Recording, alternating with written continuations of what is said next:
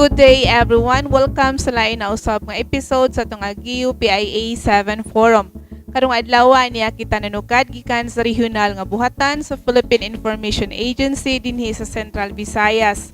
And later on sa atong discussion atong makauban na atong mga officials from the Mines and Geosciences Bureau sa DENR 7. Ug atong pagahisgutan ang kabahin na unyan ining gitawag nato og site development versus sa atong gitawag usab nga quarry.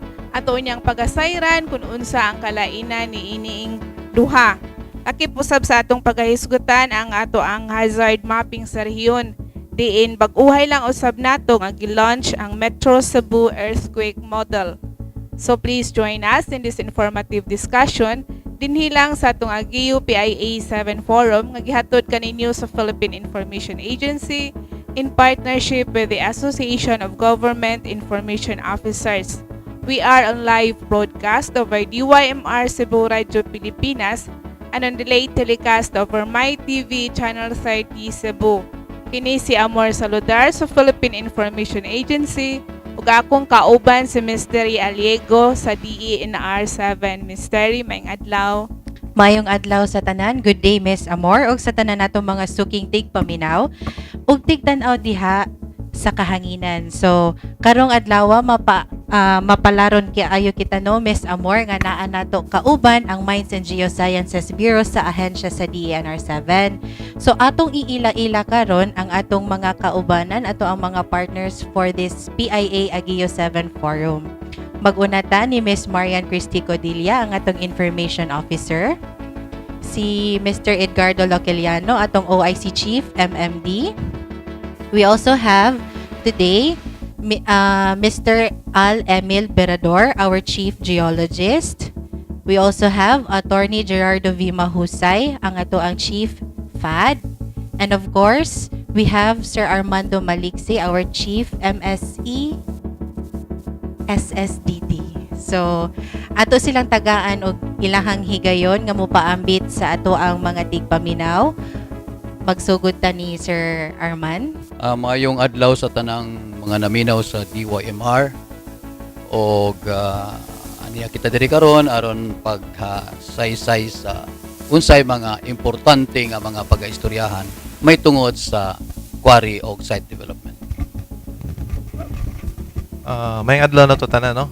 Sa sumala sa gikasulti ako si Attorney Gerardo B. Mahusay, Chief sa Finance Admin Division sa MGB7. Ang hinauta ko ang atong tigpaminaw karon, doon na sila oras gid nga makapaminaw, ma-inform sila unsa ato mga kalambuan sa atong pagmina sa Region 7. Mayong adlaw kanatong tanan, and we hope nga karong adlaw do na moy mapunan ang inyong kaalam o mga impormasyon kabahin sa atong palibot, labi na gyud kabahin sa mina o sa kining gitawag natong mga geohazards ug uban pa sa among about the environment. Mayong adlaw din natong tanan. Ako si Edgardo Loqueliano sa naman na diri sa ako UIC sa Mine Management Division. Hopefully maka-share mi sa ninyong tanan unsay mga latest development karon sa pagmina diri sa atong region. Ug maayong adlaw kanatong tanan. Daghang kaayong salamat sa pag-imbita daghang salamat sa Public Information Agency sa pag-imbitar namo para mo clarify sa inyo kung unsa may wala kaayo nato na subject kabahin sa among ahensya sa Mines and Geosciences Bureau. Og hinaot unta nga karong adlaw daghan mi og mapaambit nga mga informasyon nga importante para sa ato ang katilingban. So, Miss Amor, full force kaayo ta sa Mines and Geosciences Bureau karong adlaw no. Mapasalamaton kaayo ta nga full support ang ilang gihatag nato. So, dili nato langay-langayon, Miss Amor. Unahon nato sa atong unang pangutana. Yes. Ato sigurong sayran, Mystery, no. siguro ko nga daghan jud ang kanang mangutana kabahin ini unsa man ang kalainan sa site development o sa quarry. Labi na kay daghan na kaayo ang mga establishments nga gipangtukod karon, daghang mga construction works ang nahitabo dinhi sa ato ang syudad, labi na gyud dinhi sa syudad sa Subo. So atong sayran kun unsa ang kalainan niining duha, ang site development o quarry. Ang kalainan anin duha, ang site development mo na siya ang activity gali nga gitawag og earth removal nga doon na iyang purpose primarily is to develop the property, pag-ugmad sa maong property. Whereas ang katong usa kanang sa quarry permit gina siya, it's an earth moving activity o pagkuha, pagbalhin sa katong mga minerales nga naa diha. Purpose ana magamit ang mga minerales. Samo na siya ang simple nga kalainan sa site development o kanang sa quarry permit. Sir, daghan man gyud mangutana ani kabahin aning quarry no, kay ang uban magsigita og magsigig panawag sa ato ang buhatan, mangutana nga or muangal ba nga uy nay nagquarry dinhi, so unsa may ato ang ikahatag ana nga advice, asa man sila mopaambit sa ilahang mga complaints or basin na sila mga pangutana regarding quarry bagyod ni or site development bagyod ni ilahang gibuhat sa ilahang LGU or unsa ba kana? Kining quarry ari na sa LGU ang pag-issue sa permit. So, quarry permit adto ta sa Kapitol. Adto ta dito mga yatag checklist requirement, adto ta mo comply ta ng mga unsay mga requirements dito na matay checklist dito ipahatag. Kini pong site development LGU gyapon ang mo issue ani adto na punta sa mga municipalities or kaning mga asa na concern nga area nga na-locate na siya. So adto ta sa unsa nga munisipyo na nga na kuan na siya na-locate adto ta mangayo og site development permit. So quarry permit ari ta sa provincial government sa or city government depende og ang site development permit sa concerned municipality or city. Na hisgutan man gud ni nato no ang kaning site nganong kinahanglan nato i-differentiate para sa atong sa public ba ang site development ug ang quarry tungod kay ang general perception man gud sa public if makakita na sila na ay gipahakan nga bukid moingon na dayon sila nga quarry when in fact there are different kinds of earth moving activity no mo na gitong giingon sa ni attorney Mahusay na pwede siya site development nga ang site development pwede housing pwede bisan lain-lain nga klase nga kuan like pwede sila magkuan warehouse or different kinds of development nga dunay laing permit kani siyang site development kuhaon ni siya nga permit from the local government unit and then kung ang kaning quarry operation mo ni siya na systematic form of extraction no sa ato ang mga minerales so mo na kinanglan sila mo kuha og permit dito sa atong ahensya sa MGB or no sa local government unit sa province or city. Ang mangutan ako sir, naabatay limit as to land area kun for example kani siya dari ni siya pwede i-quarry site development lagi ni siya nya kani sad nga area diri dili ni siya pwede ma site development quarry ra ni siya. Kuan ra gyud ana nato murag ang ato ra yung pagtan-awon ana unsay types sa development. So og mingon ka nga site development permit ang imong kuhaon, pasabot ana naagyo kay like structure nga i put up in that area like pwede subdivision, pwede warehouse, pwede og high-rise nga building. Tungod kay kinahanglan man nimo i-prepare ang area before ka mo put up sa structure. So either mag-leveling ka, so mao na giganlan na to og site development ang imong project. Whereas katong quarry, definitely ang imong yung purpose ana, ang aim nimo kuhaon nimo ang material para commercially dispose. Wala kay just structure nga itukod diha sa mayong kag mo apply ka quarry permit. Minerales gyud ang kuhaon, then of course with the environmental o measures nga i-put up sa dito ug mga safety measures nga imong i-input sa project. So Miss Amor, atong nahisgutan ang site development ug ang quarry. So karon mangutan nata sa MGB kabahin sa compliance sa ato ang mga mining companies. Kumusta ka ha o maayo ba ning ato ang partnership with mining companies here in Region 7? Ning sunod pa sila sa atong mandato or did they went beyond what is mandated upon us? Doon ay mga programa ang bawat ang matag mining operation. Doon ay mga programa nga gi-require ang atong balaod. Kana mga programa nag-involve na siya o protection to the environment, social development, o ang safety sa mga trabahante. Doon na pa yung mga minor programs nga ginahimo sila that will also be of help aron nga ang ilang operation magiging acceptable. As a matter of fact, karon doon naghimo gyud nato, gihimo gyud sa atong secretary nga requirement nga dapat ang mga mina magiging ISO 14,000, which is Environmental Management System.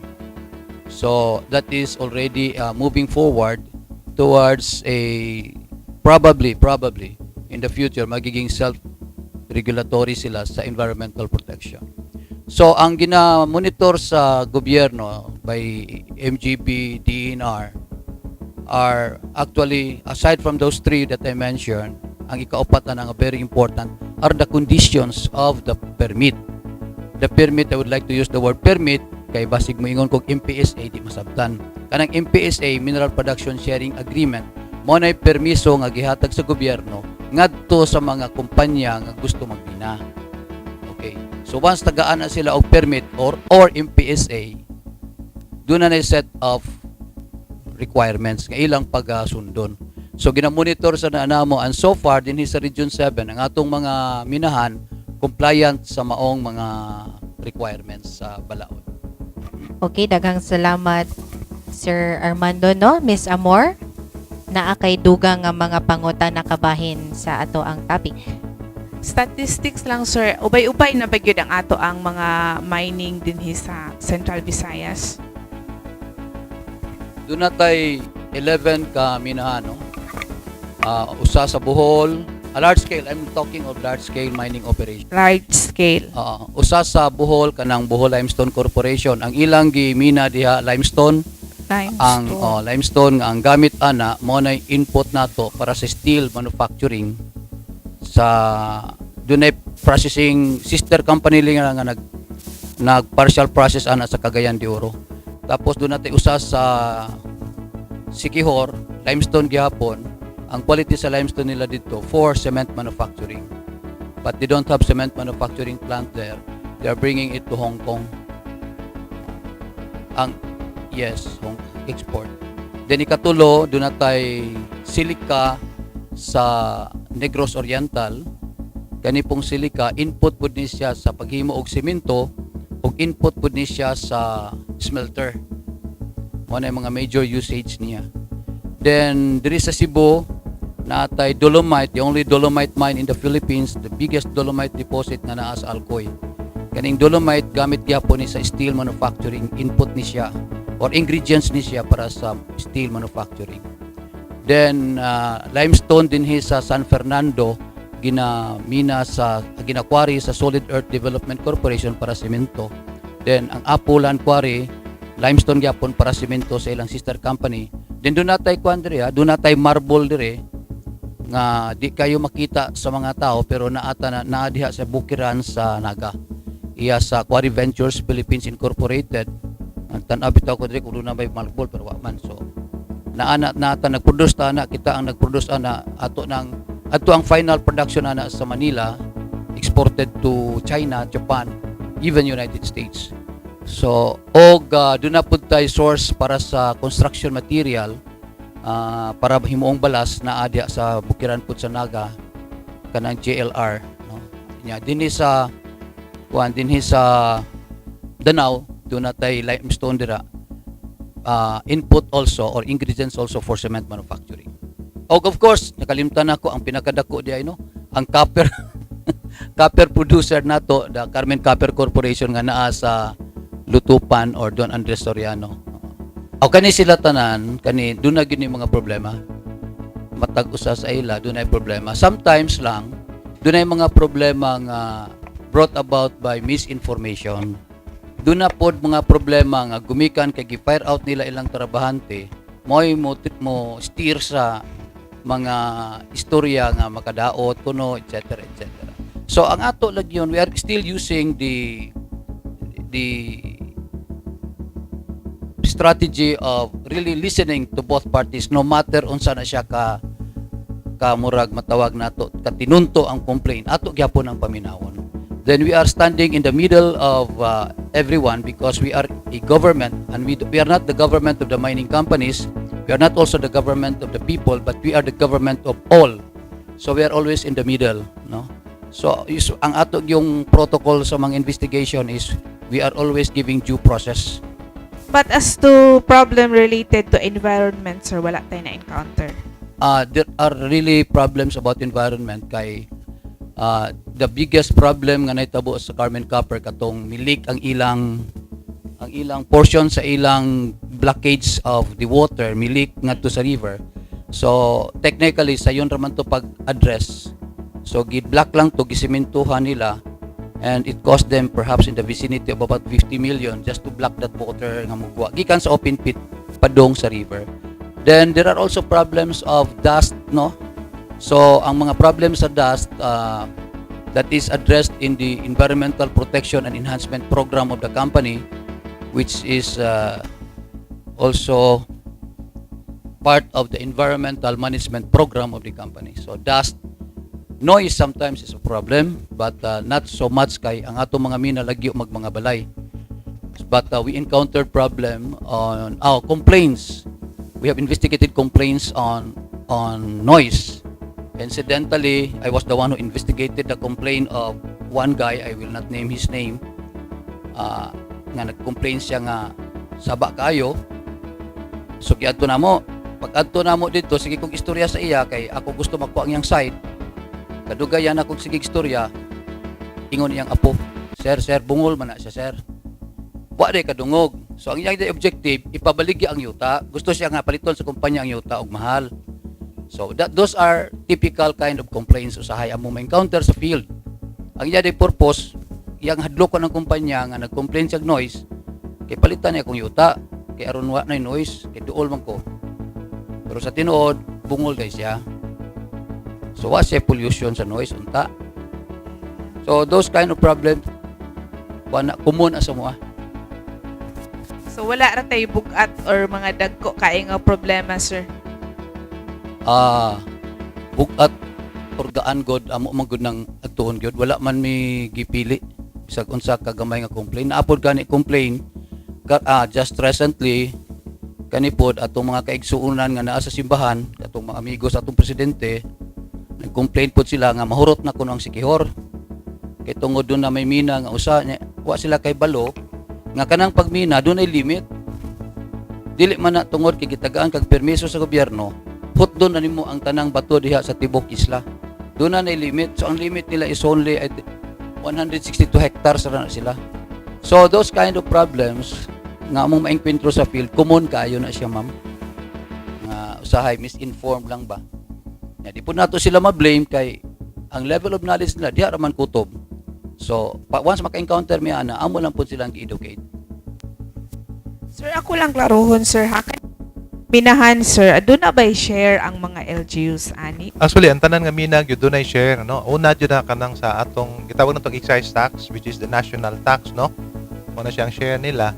O sa local tax pod, usually kung kini atong mga local permits nato, kini mga quarry permits, nagbayad na sila og katang gitawag na extraction fee based na sa atong local government code. No? So daghan pa na sila og mga ma-share gyud nila sa kaning mga activities sa mining companies nga makita nato sa provision sa local government code. At ato day usang i-welcome, no, kauban usab nato karon ang Regional Director sa MJB7, si Sir Loreto Alboro. Sir, welcome sa Agiu PIA 7 Forum ug maayong adlaw.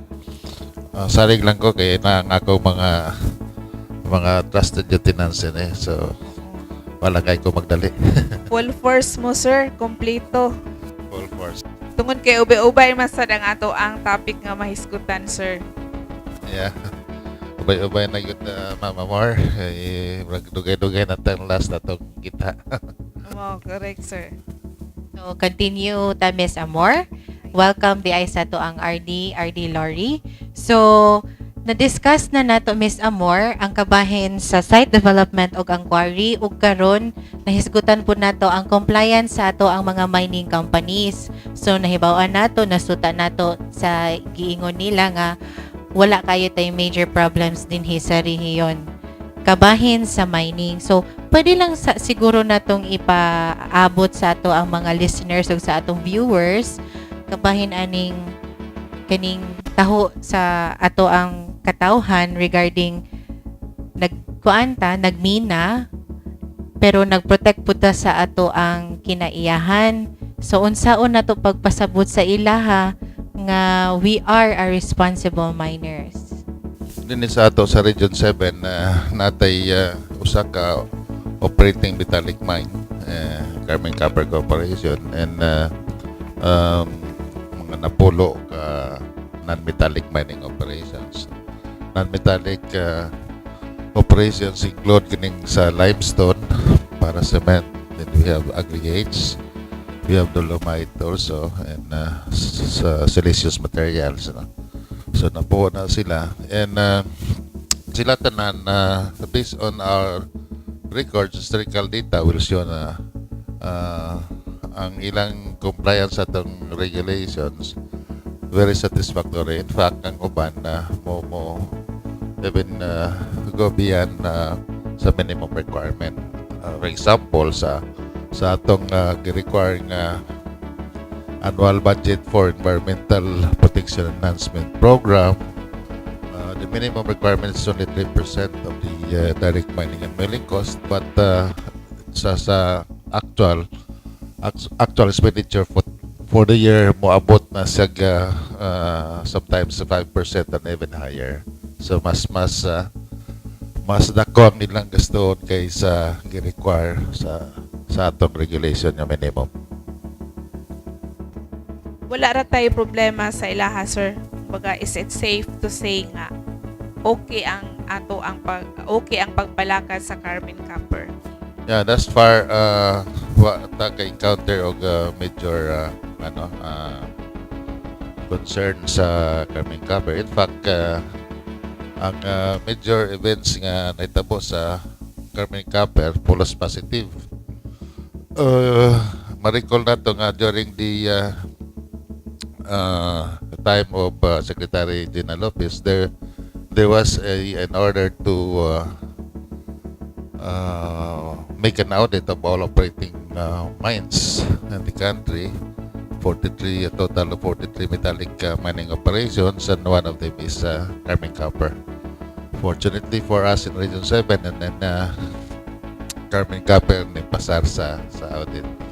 And that's one. Second, sa national contest sa best performers in terms of environment and safety and social development, presidential awardees at the Carmen Copper last year, and one of the highest awards given by the Philippine Mine Safety and Environmental Association sa nationwide nga contest.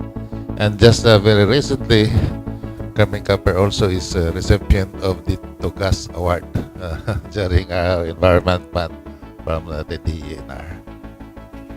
Kan kayong salamat, sir, no? Misteri, ubay-ubay na gyud ang ato ang nahisgutan, nagsugod na sa ato ang site development, sa ato ang minahan, sa ato ang quarry. Oo. Ari na sad siguro ta, Misteri, no, sa ato ang update sa ato ang vulnerability risk assessment or hazard exposure. Sir, mangayo lang siguro mi og update, no, kung unsa na asa na ta diri sa ato ang vulnerability risk assessment sa Region 7. Yeah, very active ang Region 7 in terms of VRE. We've been doing this for a couple of years now after our regular geohazard sa 10,000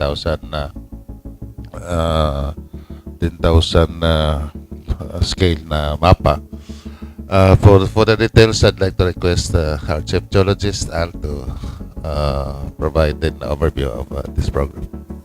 Kining vulnerability risk assessment ang sagid sa atong tumong ani nga may bawaan nato unsa ang risgo nga nagatubang no may face sa mga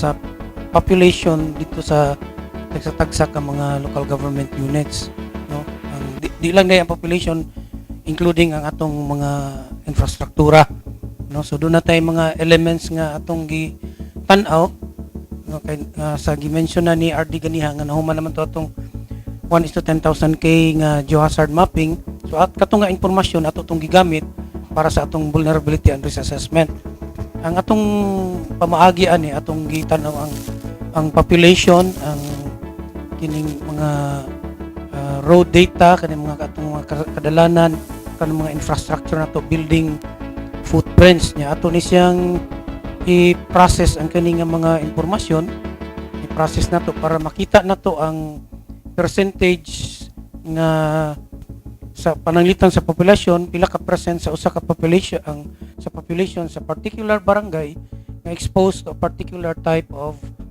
hazard for example for landslide pila ka porsyento sa usa ka barangay ang ma-expose diha sa highly susceptible to rain-induced landslide.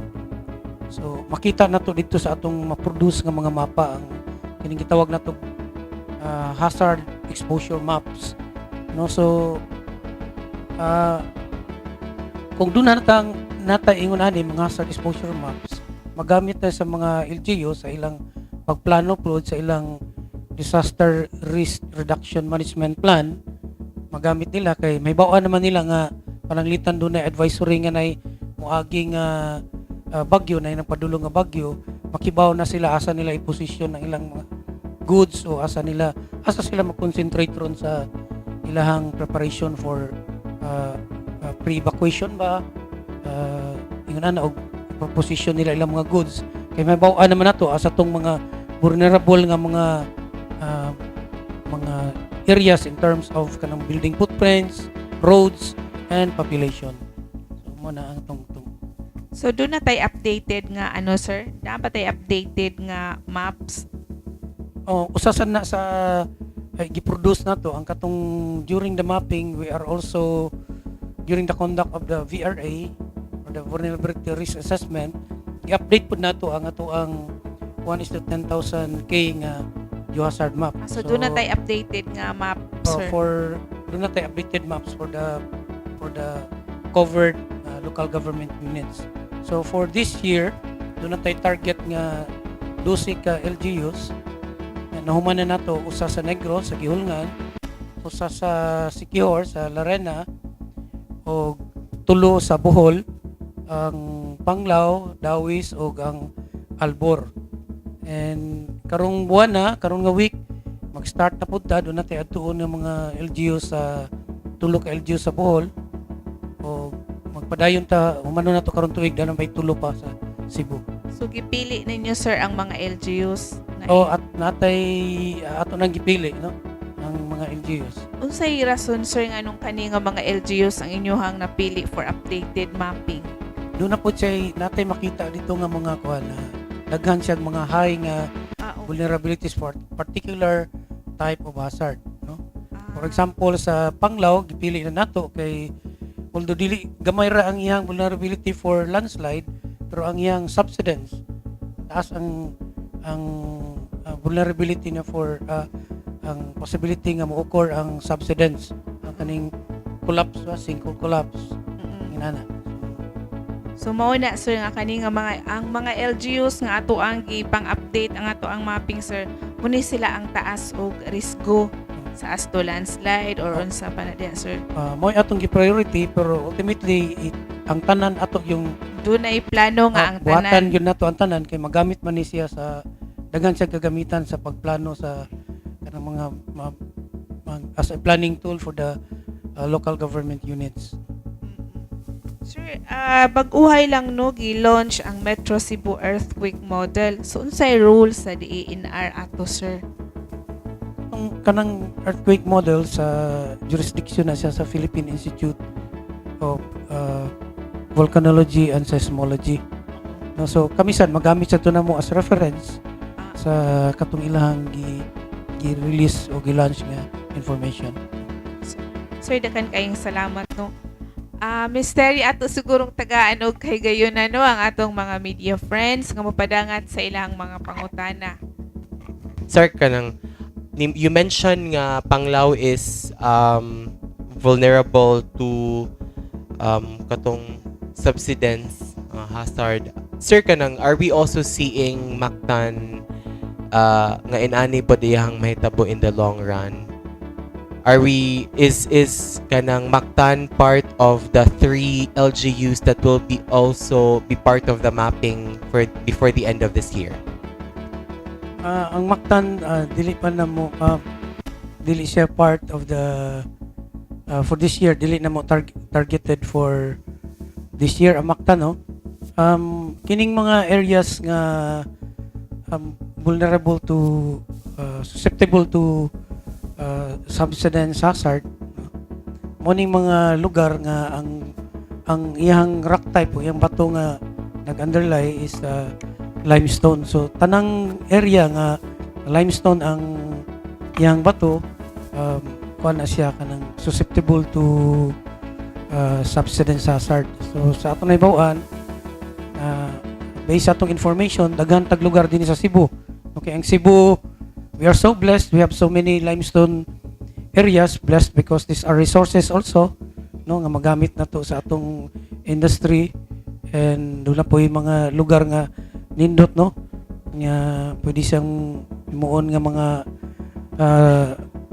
as tourist spots, no, kining mga limestone areas para sa kining Bohol nga kining Chocolate Hills, no.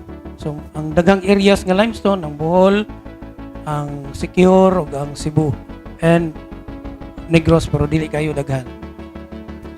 So sir, naaday na nabutang din hipod nga topic regarding groundwater assessment.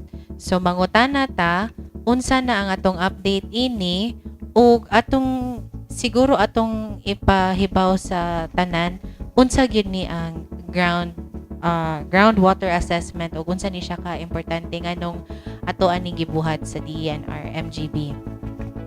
So ang atong gobyerno, ang DENR MGB, doon na tay proyekto nga kinigitawag na to groundwater vulnerability assessment, no. This is a nationwide project, and ang trust po sa atong government ron is to assist also other regions. Doon na may regional linkage sa our cooperation, no. So for this year, ang ato ang gi-assess ang province of Biliran for the groundwater vulnerability assessment. So ang atong buhaton ani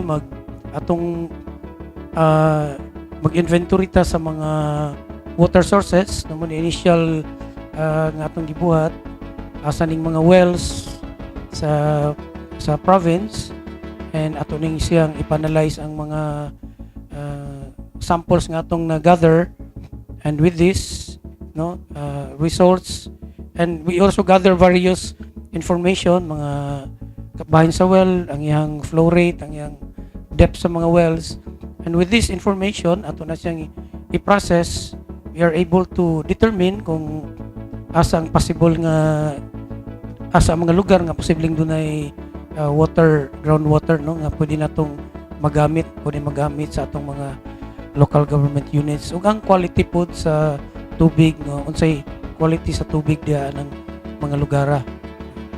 Siguro dugang lang na ako kang Sir Al, kanang groundwater, duha man gud ka klase atong tubig, surface water o groundwater.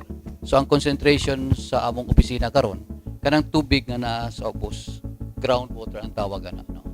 Kanang surface water, kanang mga rivers lain sa naa nga pagtuon.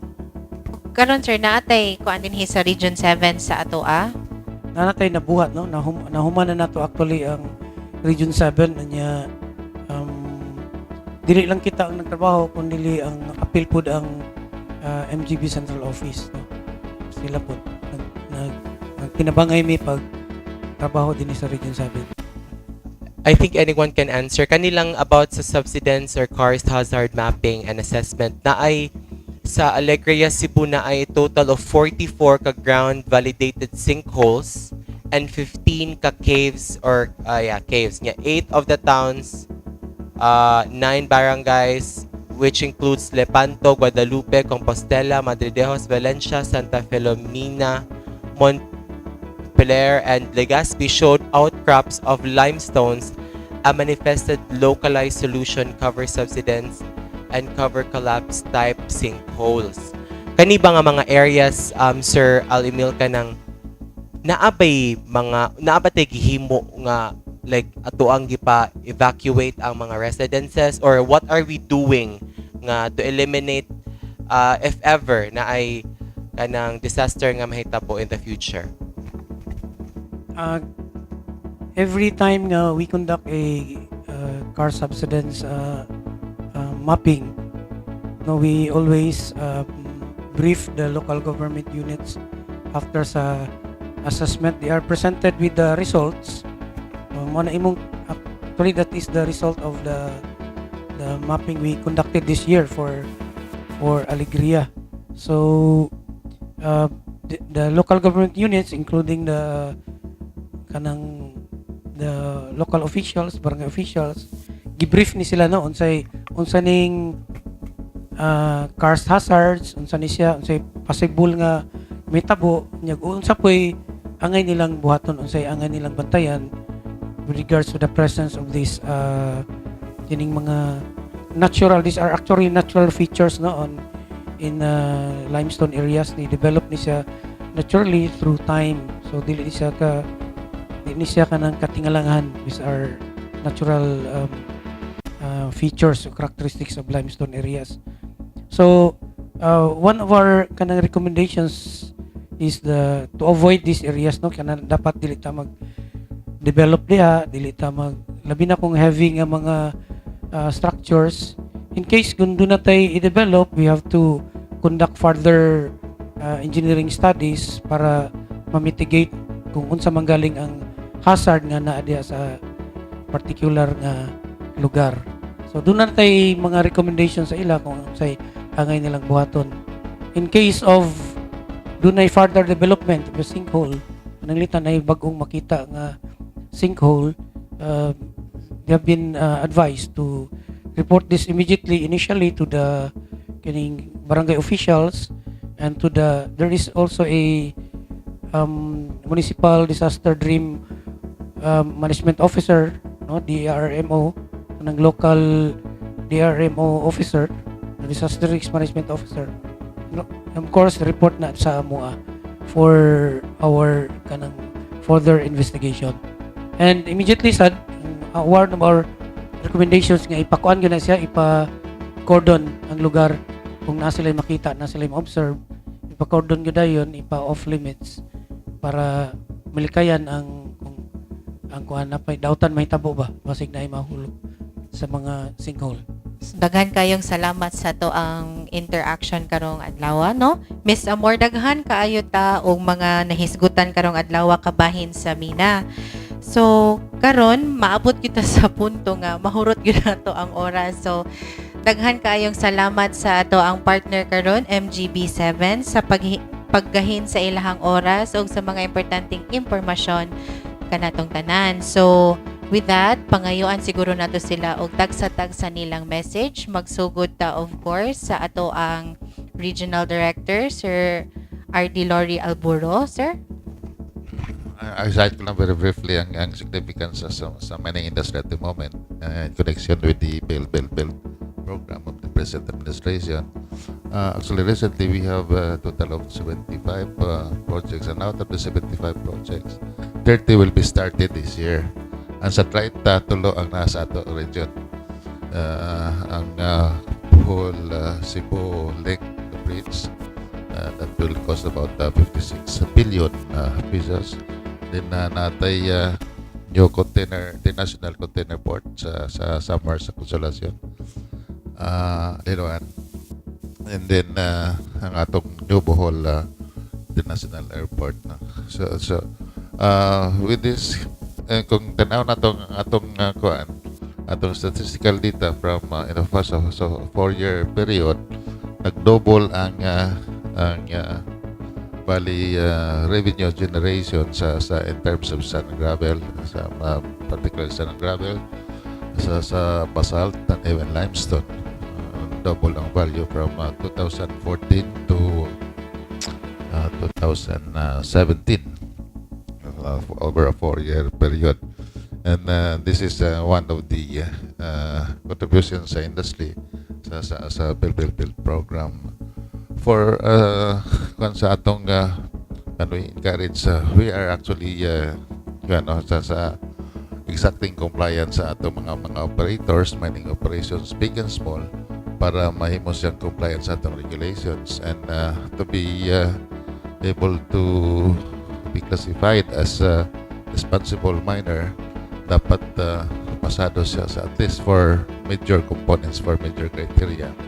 And this is financial viability, technical feasibility, environmental sustainability, and this is very important, social acceptability. And with this four, ato siyang consider as responsible miner.